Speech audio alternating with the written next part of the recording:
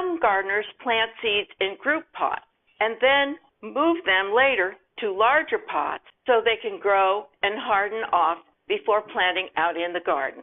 Gardeners tell me that's when they have trouble. Get your bigger pots ready.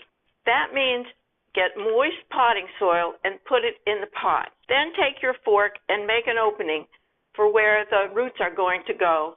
Holding the plant by the secondary leaf, loosen the roots in the soil, put that one in the hole, add a little soil to pack around. Once it's gently firm, add a little water so that the water will wash the soil down around the roots, and then spritz with half-strength liquid fertilizer. Place the plants in a bright light until ready to harden off about a week before planting.